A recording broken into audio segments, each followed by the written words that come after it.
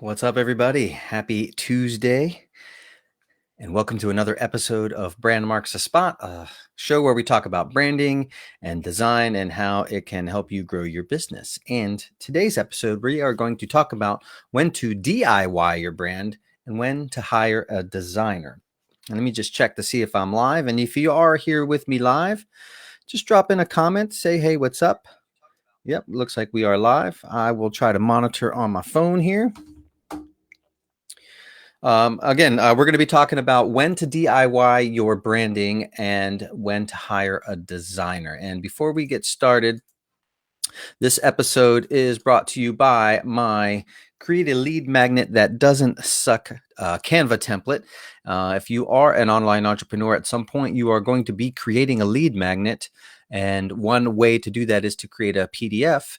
And oftentimes, new businesses don't have the budgets to work with designers. So I created this professionally designed template that you can plug and play your colors and fonts and any images with up to 30 plus pages. And you'll also get some different bonuses. So go check that out at patricksesko.com/lead magnet. So go check that out. And so, like I said, today we are going to be talking about when to DIY your branding and when to hire out. And before we even decide that, we have to figure out what stage your business is at. And obviously, you don't need to figure that out. You probably already know, but you have to sort of take stock of where you're at. So, are you just starting out? Have you been in business for 1 to 3 years, and you're just slowly building your client list, or have you been in business for 5+ years and you just really need to upgrade a stale brand? And before I even continue, I'm going to take a sip of my coffee because I'm jonesing for some caffeine today. Delicious. Anyways, so where you have to figure out where you are in your business, right? And then once you do determine where you are in your business, you have to kind of figure out what needs to be done. Do you have to do the strategy part? And let me take a step back here, because branding, as I've always said, is not just one and done. You don't just do it and then you're done with it. It's a constant thing that you're doing with your business, whether that's the design side or whether that's the strategy side. It's all sort of, it's an entire ecosystem.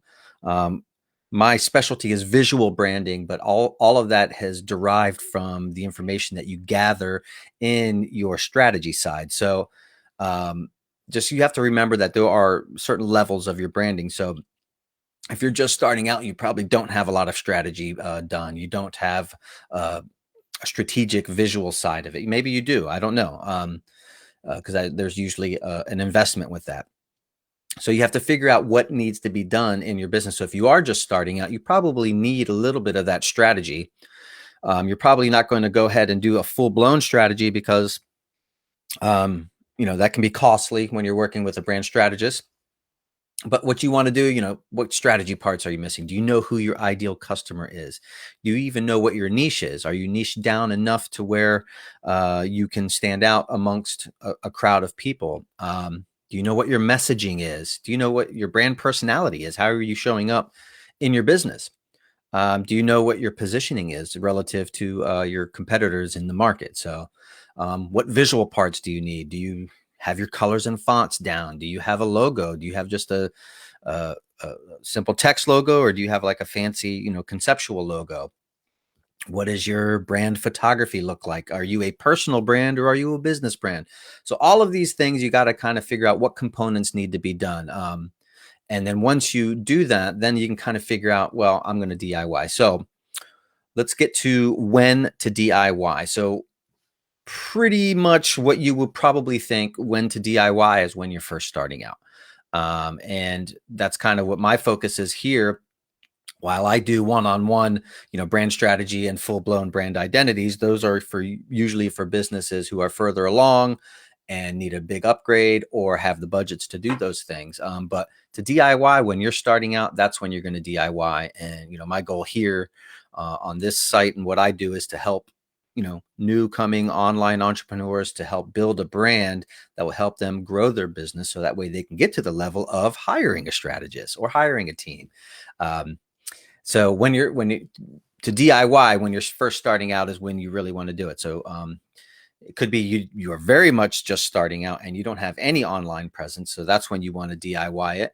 Or maybe you've thrown something together, you've gotten some templates, or maybe you sort of like, copied somebody else's like layouts or designs or branding and say, oh, I like this branding, this person. You follow a guru and you kind of just like pick up their design from their website or their fonts or their sort of general look and feel. A lot of what I do is typically figure out from a very fundamental and simplistic way, sort of what your brand personality is. Are you like a wild and crazy kind of guy or gal, or are you conservative and, more reserved? And kind of take that into consideration when you're figuring out what your brand colors are and what your fonts are, because those have personalities, and those personalities should kind of match up to what your personality is, especially if you're a personal brand. If you're a business brand, it's a little bit different, but still along the same lines. So again, obviously, if you don't have any money to hire somebody, so when you're first starting out, you probably don't have budgets to hire somebody out. And even if you did, I probably would recommend that you not hire somebody, or maybe you can at least take a course, or work with somebody like me as a hybrid that has like some DIY mixed in with some one-on-one or group coaching. Because that can help you at least get to a fundamental part of it. But I think it's important to DIY it when you're starting out, because I think it's important for you to understand some of the fundamentals of all that. Even if you're not crazy about doing that kind of work, I think it's important to know. It's just kind of like writing. I'm not a big fan of writing, but I think it's important for me to write my own emails, write my own webpage copy, at least early on in your business, because it's important for you to know yourself. It's important for you to know your brand. You don't want to outsource your brand per se until it is established, and then you can outsource the execution of a lot of the stuff. But I think it's important for you to build that, because it's imbued with your personality. If you hire somebody else to do that, it's not the same, especially when you're starting out. So when to hire it out? So when you have a ton of money, if you're just, if you're just sleeping on piles of cash and you just absolutely have zero interest in figuring it out, hire somebody to work with you one-on-one. You're going to pay a major premium for that, anywhere between, 5 and 15 grand, most likely. And depending on the level that you are working at. So if you have a ton of money, then go have at it, again, but you still need to be involved because it is about you. So just remember that, you're going to get more value for more experience. So the more experienced designer or strategist, you're going to pay a lot more. You need to outsource it when you're at sort of stagnant level. You've started out, maybe you're in business for 1 to 3 years, and your brand visuals are not congruent with the quality and the level of work that you're now doing. You're getting some testimonials, you're getting some momentum in your business, you're getting traction. And now the brand that you have, even if it's very, very simplistic, it's not representative anymore of who you are and how you serve your customers. So you need to up level that visual side of it, and maybe revisit a lot of the strategy stuff. Is your ICA still, when I say ICA, ideal customer avatar, is your ideal customer still the same? Are they on a different journey? Are you serving different people now? So that often evolves depending on where you are in your business. So you have to constantly look at that and listen to your audience. So if you are getting some traction online, if you've got a good size mailing list, listen to them, survey them, see where they are at, see what their struggles are, because sometimes what you're putting out there isn't like resonating with who you think your ideal customer is, because sometimes we think we know what they want when we may know what they need, but we don't know what they want. We think we think we know what they want, but we know what they need. So sometimes you just have to ask them. That was confusing, wasn't it? Sorry. So let's see. So that's what you need to do, hiring it out when you want to up level. So that's definitely a good stage to be at. But that is usually ideally after you've DIY'd it for a year or two and you've gained some traction and you've learned a lot about yourself. Because again, the branding is not a one and done thing. It is an evolutionary thing, and it's constantly changing here, little bits here and there. Next thing, when to hire it out is if you have a team, and you're actually generating a lot of sales and you're having a lot of impact. And again, this is even takes it up to that next level to where, you can get to be with the big leagues, with your Apples or your online gurus that you worship so much.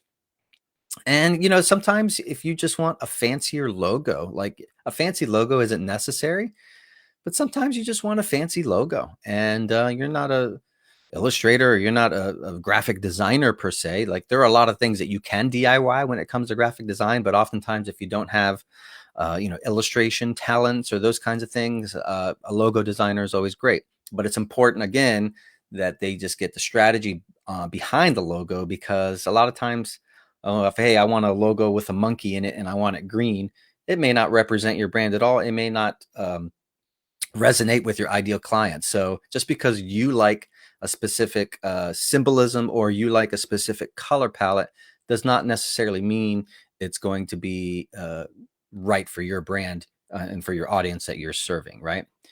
And lastly, when to hire it out, you literally just have zero interest in dealing with it, and are just, like I said earlier, willing to invest in the designer from the start.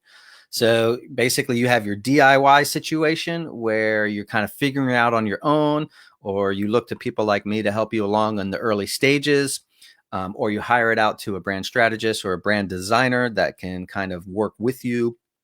And they're going to sort of work on your brand strategy, your background information, like your brand personality, your messaging, your positioning, your brand tone of voice. All those things go into the visual brand. It's not just, hey, let's design a cool logo, right?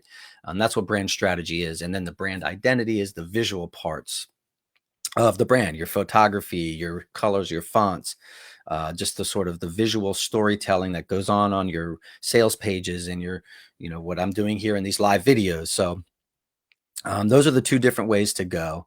And the reason why I brought this up today is because I'm thinking about creating a 3 to 5 week group coaching type of program where I work with a small cohort of